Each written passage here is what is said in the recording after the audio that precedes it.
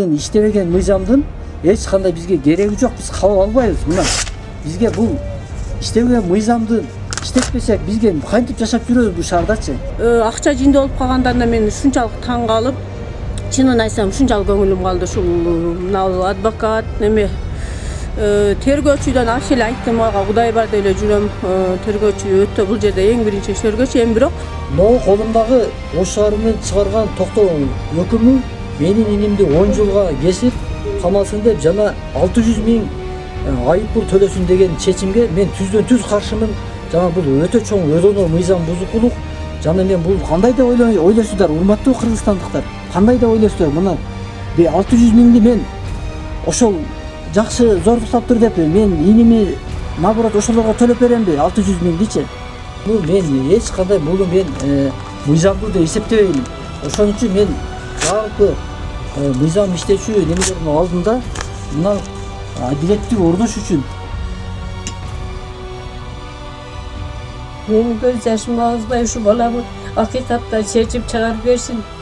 Кыргызстанда чындык орнош үчүн мына баарыңыздарга демеп жатам. Эгерде сиздер азыр ушуну карабай турган болсоңуздар, баардык кодекстерди ушул жерге алып чыгып туруп, ушул жерде бүт дүйнө жүзү боюнча көрсөтүп туруп ушул жерде өрттөймүн. Иштеген мыйзамдын бизге кереги да жок. Келип эле жат машинага салып башка жака апарып уруп алдырган деп атат. Эмне кыласың десем, өлтүрөмүн коркконум өлүп калбайын деп анан алдым. Алсаң жеңил болот, башка болот деп алдаптыр биринчи. Бул шаарда биз жашайбыз. Бул жерге мыйзамдуулук орнош үчүн, адилеттүүлүк орнош үчүн биз ушул жерде күрөшөбүз. Бул жумушту мен аягына чейин чыгам. Аягына чейин барам.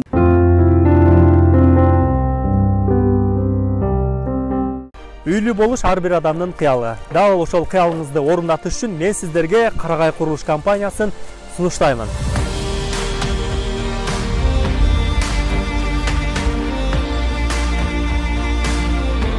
Эмне себептен деп ойлонушуңуз мүмкүн. Анткени бул курулуш компания акыркы үлгүдөгү жабдуулар менен курулууда. Бул жаңы курулуп жаткан үйдө газ, свет, ТЭЦ, бардык чарбалык жумуштарынын бардыгы чечилген. Карагай курулуш компаниясынын документациялык иштеринде көйгөй жок. Бул жактан 100%га кепилдик берилет. Бул курулуш компаниясы курулуштун А блогун толугу менен бүткөрүүдө. Ал эми калган 2 блогунда курулуш иштери жүрүп жатат. Дал ушул курулуш компания туурасында кенен маалымат алгыңыз келсе, өздөрүнүн YouTube каналы бар экен, ага катталып, кенен маалымат алыңыздар. Жана ошондой эле экран астында жазылган телефон номерлерге чалсаңыз, 24 саат бою сиздердин кызматыңыздарда.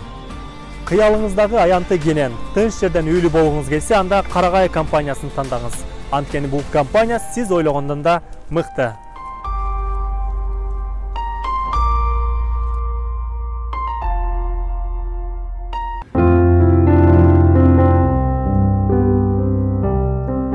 Ассаламу алейкум рахматуллахи ва баракатуху. Жалпы кыргызстандыктар, баарыңыздарга Аллахтын мээрими, райымы, рахматы, берекеси болсун. Аллах Таалага чексиз мактоолор болсун, пайгамбарыбызга салам салаваттар болсун. Анткени Аллах субхан таала сиз менен бизди жоктон бар кылып, бул дүйнөгө жашоо берип жаткан зат. Ошол затка гана биз баардыгыбыз муктажбыз. Окуя боюнча айтып кете турган болсок, Жаңыбай уулу Эламандын иши ушул токтомдун негизинде 1 мартта ушул айым токтомду Асаналиева деген аял киши чыгарып атат да, соттун жыйынтыгынча. Мен ага чейинки кайрылган ушул Кыргызстандын ичиндеги мекемелерге кайрылган ушу мына президенттин аппаратура жетекчилери жана мына УКМКныкы жана башка бүт органдарга кайрылганмын арыз түрүндө. Бардыгынан катты алдым, Аллага шүгүр. Алхамдулилла. Кыргызстанда мыйзам иштесе болот экен, иштетсе дагы болот экен. Бирок мен бул менен толук кандуу мыйзам иштеди деп айта албайм. Неге дегенде ушунча катты алдым, бирок бир майнап өзгөрбөй атат эч нерсечи. Кыргызстанда акыйкаттуулук орнош үчүн акыйкат менен күрөшүш керек, туугандар.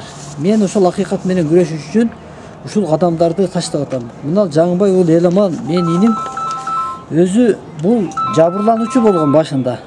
Жабырлануучу болуп түшкөн бала болот. Бул биринчи жагынан алдамчылыкка кабылган, экинчи жагынан ал зордук, зомбулук, жөкүрлөө, педофил бача кыздардын кордук көргөн. Үчүнчүдөн аны сазга келгенсип милиция тарабынан, ПМнин балдарынан, төртүнчүдөн опер кызматкеринин балдарынан аябай зордук кыйноолорду көргөн. Андан кийин ошол немеге киргенден кийин СИЗОдо дагы ага ушундай кыйноолорду көрсөткөн. Ошол учурда жүргүзгөн тергөөчү Калмаматов уулу Курманказы дагы эч бир биздин инибиздин үнүн уккан эмес. Бир тараптуу чечим чыгарган. Ошон үчүн мен мына азыр кайрыла турганым, мына мыйзамсыз иштелинген мына азыр ушундай чыгарып атат. Бул өтө чоң соттун өкүмү. Ош шаардык соттун Ош шаардык соттун өкүмү ушул. Ал жерде айтып атат 122-нин 1-бөлүмү депчи. Бардыгы мен мыйзамды толук кандуу иштеди деп айта албайм. Эмнеге дегенде ушунча кат алганы менен бул жакта эч нерсе өзгөргөн жок. Биздин инибиз ал жабырлануучу болуп түшкөн болчу. Буну айыпталуучу катары буну тескерисинче буну күнөөгө батырып ушундай 10 жылдык нерсени жыйынтык берип атат да. 122-нин 1-бөлүгү деп 10 жылына эркинен ажырасын жана 500 материалдык чыгымын жана 100 000 моралдык чыгымын төлөп берсин деген жыйынтыкты чыгарып берип жатат. Мен бул менен бизди маскалдагандыгы же эмне экендигин мен түшүнбөй турам. Неге дегенде бул менин иним. Биринчиден ал алдамчылыкка кабылган, экинчиден ал зордук алынган, астагфирулла, ушундай бир кордук Аллах Тааланын мыйзамын туу чокусунун бузуклугуна ушул бетин ачып берип атат ушул балачы. Үчүнчүдөн ал жерден дагы олардан ур токмокко алып зордук зомбулукка кабылган. Төртүнчүдөн ал өз өмүрүн тобокелге салып экинчи жазадан секирген жерин булар качып кетти кылып туруп чыгарып атат да. Бешинчиден ал ПМдин балдары ичке тээп, ушундай кылып алар сурак жүргүзүп, тергөө жүргүзүп, андан кийин опер кызматкерлеринин балдары дагы бир канча кыйноолорго алып, саат 8-де боло турган болсо, түшкү саат 2-ге чейин булар бизге кабар берген жок. Ошол ар кандай кыйноолорго алып, мойнуна койдуруш максатында көрүнгөн жерге апарып уруп жүргөндүгү айтып жатат да. Андан кийин ошол жаткан СИЗОдо дагы ал жерде дагы буну ур токмокко алган. Ошол учурда Калмаматов уулу Курманказы тергөөсүн уланткан. Бул тергөөнүн делосу менен адамды соттоого мүмкүн эмес эле да. Бул соттун ката жерлери ичиндеги чоң бири-бирине болгон карама-каршылыкты жок кыла алган жок. Тескерисинче аны изилдеген дагы жок. Бул тергөөчү кандай кылса, ошол менен гана жыйынтык чыгарат. Мен бул менен ушундай түшүнүккө келдим. Соттор иштебей эле тергөөчүлөр иштейт экен. Соттор жөн эле мындай карап, делону карап өткөрүп кое турган адамдар окшойт деп эле түшүнүп калдым менчи. Тергөөчүнүн бузуку делобу, кандай дело болсо деле жака өткөрүп атат. Бул жерде тергөөчү көрсөткөн жери менен бул жактагы жанагы экспертиза, суд мед экспертизаныкы экөөнүкү эки башка. Жана бул жакта көрсөтүп жаткан адамдардын күбөлөрдүн көрсөтмөсү башка да. Ушунун ичиндеги чоң көйгөн немелерди эске алган жок. Жана аларды эч кандай териштирген дагы жок, изилдеген дагы жок да. Мен бул менен айта алам, неге дегенде бул ишке катышуусу бар. Чоң күнөөнү жабыштын максатында ошо тергөөчүлөр менен бул сот дагы бирге иштеген деген менде чоң күмөн бар. Өтө чоң күмөн бар. Болбосо мындай кылбаш керек эле. Бул зордук зомбулукка кабылган, кыйноолорго алынган, ушундай жапа чеккен, жабырланган баланы айыпталуучу катары буга наоборот ушундай сумманы жүктөөчүлүк бул кандай деп ойлойсуздар, урматтуу кыргызстандыктар? Кандай деп ойлойсуздар? Мына 600 000 мен ошол жакшы зордуктаптыр деп мен иними наоборот ошолорго төлөп беремби 600 000-дичи? Кандай деп ойлойсуздар, урматтуу кыргызстандыктар? Кандай деп ойлойсуздар? Мына 600 000 мен ошол жакшы зордуктаптыр деп мен иними наоборот ошолорго төлөп беремби 600 000-дичи? Бул бузуку мыйзам, бузуку шаар болуп эсептелет, туугандар. Эгерде бул мыйзам иштесе, таза шаар болуп эсептелет. Менин келечектин муунун бала чакаларым ушул жерде таза болсун деген адамдар таза ушул мыйзамды толук кандуу иштешилигине биз жүгүрөлү, туугандар. Мына жала жапкан бизге ушундай мен муну кандай ой менен чыгарды мен билбейм. Бизди маскалдагандай эле болуп атат. Бул жерде айтып атат 500 миң немесине 100 миң маралдык, 600 миң. Өлүмтүгүнө 600 миң мындай жатканда неме кылып атат. Бул Кыргызстанда бар беле ушундай чыгымдарды. Өзү шарият боюнча ата көмүш керек баланы милдеттүү түрдө. Кыямат күнү ата сурак берет баласы үчүн. Баланын каерде жүргөндүгү үчүн ата жоопкер болот. Ошол атасын тартыш керек эле. Эгерде мына мыйзамга жок болсо мыйзамга киргизиш керек. Ал атасы бай адам экен, архитекторда иштейт дейби, госрегистрде иштейт дейби, айтор чоң мекемеде иштейт экен. Акча берип, ар кимди жолдон чыгарып, биздин ошол адвокаттарды дагы, немелер дагы бүт жолдон акча менен азгырып атат. Аны мен ошол мыйзам чегинде иликтеп берсин. Мына бул азыр ушул именно ушул жер боюнча, жер маселеси боюнча чоң неме болуп атат. Азыр бул жерде бүт акчанын айынан болуп атат. Взятка харам. Камчек ташып, жана Садыр Жапаров азыр күрөшүп аткан взятка паракорлук менен бул эң туура, мен колдойм 100%. Жана мен жардам бериш максатта башында ошентип айтканмын. Биз жардам бергиле деп жатат, жардам беришибиз керек. Эч кимге пара бербей, кандай болсо ошондой мыйзамда так көрсөтүлгөндөй кетебиз дегенбиз. Бирок жыйынтыгында мындай болбой атат. Урматтуу жогору жактын өкүлдөрү, мына караңыздар. Эч кандай мындай болбой атат. Мына пара бербесе, акча бербесе мынандай кылат экен. Мына карапайым адамдар айтты эле, акча бербесең мындай кылат, тигиндей кылат дене. Мен жок, мен ошентпейм. Мен наоборот мына динибизде дагы параны харам деп айтат. Бул пара беришлик, бирөөгө мынандай неме кылыштык, бул чоң күнөө. Анын иштеп жаткан мыйзамдуулугун одоно бузушлук, анын оюн бузушлук, алданышлык жолго кирип кетет. Адилетсиз чечим чыгарууга туура келип калат. Ошон үчүн мен мына азыр шаардык соту чыгарган Асаналиева чыгарган мына токтомду немени өкүмдү мен түздөн түз туура эмес деп эсептеймин. Жана биз буга түздөн түз каршыбыз. Бизге мындай неменин мыйзамдын, иштебеген мыйзамдын эч кандай бизге кереги жок. Биз кабыл албайбыз. Мына бизге бул иштебеген мыйзамды иштетпесек, бизге кантип жашап жүрөбүз бул шаардачы? Бул шаарда биз жашайбыз. Бул жерге мыйзамдуулук орношуу үчүн, адилеттүүлүк орношуу үчүн биз ушул жерде күрөшөбүз. Бул жумушту мен аягына чейин чыгам. Аягына чейин барам. Жана жалпы элге кандай мына прозрачный, президент айтып атпайбы? Прозрачный бардык нерсе көрүнүктүү болуш керек. Сотто кандай болуп атат? Кайсы жерде кандай болуп атат? Мен Кудай кааласа кийинки немелерди чыгарып көрсөтөм бардыгыңыздарга. Адилеттүүлүк орношуу үчүн ушул адамдарга таштап атабыз. Мына мен азыр ушул сөз менен жыйынтык айта алам. Мен ойлоп калдым, шутобу мына азыр кызыл баягы кодекстер бул карапайым калктын канын соруш үчүн, же бир эчтекени билбеген сабаксыздардын канын соруш үчүн, же бир акчасы жокторду дагы ушундай бир каралаш үчүн иштейт экен дагы акчалууларга, жетекчилерге жана ошондой бир баягы бузуку чоң байларга бул иштебейт экен да. Бул тескерисинче карапайым калктын канын соруш үчүн ошон үчүн кызыл болуп калган деп айта алам. Бул ошон үчүн мен эгерде азыр бул биринчи немем, эгерде бул мыйзам толук кандуу кодекстер иштебей турган болсо, анда мен кийинки немемде бардык кодекстерди ушул жерге алып чыгып туруп, ушул жерде бүт дүйнө жүзү боюнча көрсөтүп туруп ушул жерде өрттөймүн. Иштеген мыйзамдын бизге кереги да жок. Ал менен алек болуп жүргөн адамдардын үйүнө барып жумуш кылып, башка жумуш издешине мен чакырат элем. Соттун чечимине биз аябай нааразы болдук. Мен ошондо айттым эле, эми үмүтүбүз ушул сотто калды. Сот жакшы Кудайдан болуп бизге түшүнүктүү аял туш келди деп аябай үмүт кылып аттык эле, сүйүнүп аттык эле, бирок сот дагы биздин эч кандай бир көңүл бурган жок да. Бир даже мына Элеман 3-4 жолу сурады соттук отурумда. Мен полный бардыгын айтып алайын. Мен ол маалда мен стресстелем. Стрессте болгонмун, бир жагынан мени уруп, коркутуп, алдап, нелерди сүйлөгөнүм ям билбейм ошо маалда деп суранса деле бир сүйлөтпөй койду да кеңиричи. Анан биз эми сүйлөтпөсө деле азыр секин эми топтоп аягында туура чечим чыгарат деп аябай үмүт кылдык эле.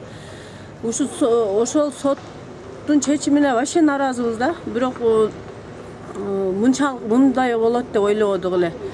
Мен эми точно неме болуп калдым, бул соттагы ошол тергөөчү немелер менен бирге экен деп эле калдым да. Бул жерде келип бар ошо акча роль ойноп коюптур деп Бирок акчаны ошол кийинкилигин ойлобойт экен да адамдарчы. Мына Кудайдан коркпойт экен. Ушунчалык мен таң калдым да Кудайдан коркпогонуна. Мен мына өзүм деле мына мамлекеттик иште, мына скорыйда иштем. Биз бир тыйын алгандан коркобуз да. Албайбыз дагы, берсе дагы албайбыз. Алланын ыраазычылыгы үчүн иштейбиз да. Бирок ушунчалык акча жинде болуп калгандарына мен ушунчалык таң калып, чынын айтсам ушунчалык көңүлүм калды. Ушул мына адвокат неме тергөөчүдөн вообще эле айттым, ага Кудай бар деп эле жүрөм. Тергөөчү өтө бул жерде эң биринчи тергөөчү. Эми бирок ошону эгер сот Кудайдан коркуп, мына мен айтып элаттым го, көргө деле, карга деле белгилүү эле болуп бүттү да, элемандын 1 грамм эме күнөөлүү эмес экени билинип өттү. Анан ошону келип туруп сот дагы ушундай чечим чыгарганына өтө таң калып, мен ошол жерде шок болгонубуздан деле сүйлөй албай калдык да. Биздин өтүнүшүбүздү деле караган деле жок. Биз го майли болуптур. Биз биякта эле сүйлөй берет экенбиз, бизди сүйлөтпөдү, бирок айласынан чыгып аттык. Бирок ошо элеманды даже сүйлөтпөй койгонуна таң калдык да. Биз бир кеңири мындай ачык айта албады да, почти мындай көңүл бурбай эле. Анан аягында ошентип неме деп коюптур бул. Актаныш үчүн эле өзүм неме кылыш үчүн. Ол бирок башынан эле айтып аткан сөздөрүн дагы деле айтып атат элеман. Эгерде ойлоп чыгарса кийин пайда болот эле да. Башынан эле айткан. Ошо Акбуран немелери баягы Пуемдин балдары уруп неме кылды. Видеодо деле көрүнүп эле турат да ошолчу. Видеодо деле көрүнүп турат. Зордоп сен мынанткесиң, ол билбейм десе деле жок деп эле. Ошону көрүп туруп ушундай чечим чыгарганына аябай таң калдым да мен. Чындыгында наразыбыз, өтө наразыбыз.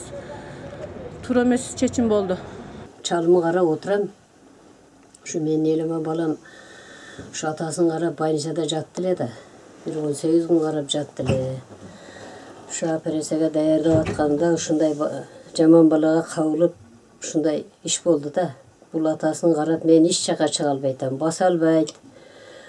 Çıgılıp putusunu oşuğu tomuk koygon. Azыр başka hiç nemesi jok. Biz aytpay atabız buga. Азыр кулагы укпайт, ошончо сүйлөп атам.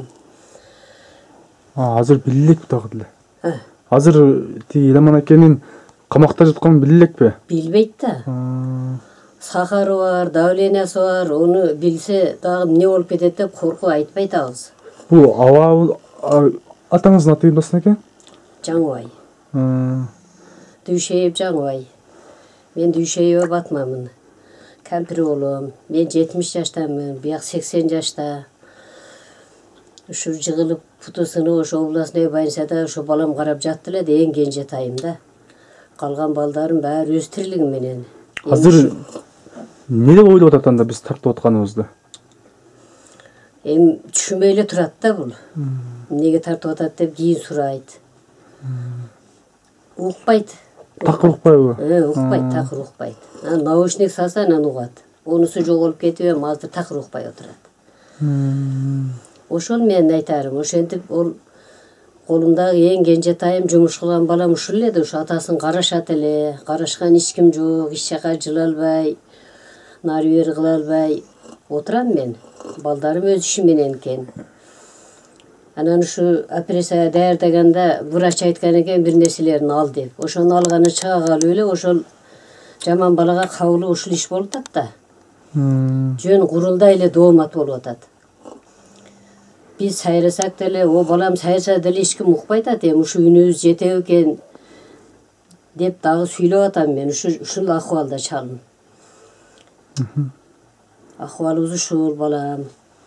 Şu menin gayrılarım ne? Şu balamı çıkarıp berse. Sottun çıkargan çeşimi boyunca kanday pikirdesiz? Sottun çeşimi çıkargan boyunca oğu men karşımın. Sot hiç ukpay koydu. Bizden gavizde hiç ukpadı. Kança gün tergep suradı. Meni bir o süйлөтпөй koydu. Men oşoğa kapamın. Men bayağı ablakatlarıma süйлөтүшse болады эле, süйлөтүшпөдүм. Ne oldu men özüm tangmın. Bir o süyley albadım. Balam özünün işindegini aytayın dese dagı, anı dagı ayttırбай koydu. Videoların koyup berdi, başkaların koyup berdi. Bardık sözlerini ayttı. Hiç dal gelgen jok. Biz sotko çeyin tegele koyduk ele. Maylem kısa kılgandır dep. Jok, sotto bardığı dalil boldu. Bitta da tuura gelgen jok. Balam içindegi sırların ulu укпай koydu. Süylöyin desem bolbay koydu. Narcaktarga oop kettim, ne oldu bilbeyim da. Menen bir em süylödüm. 9 jolu sot sotu oldu. Bitti hem söylötken yok meni. Oşon üçün men içimde muң köp, derdim köp. Men uşu çalmanı çağalbay oturam da kazıkтай olup. Beygün öyle jatat da meni balamına 7 ay 8 ayga ketip atat. Ушунча сайрасага мүнүбүз жетпей атат. Бу жерде чындык болбой атат.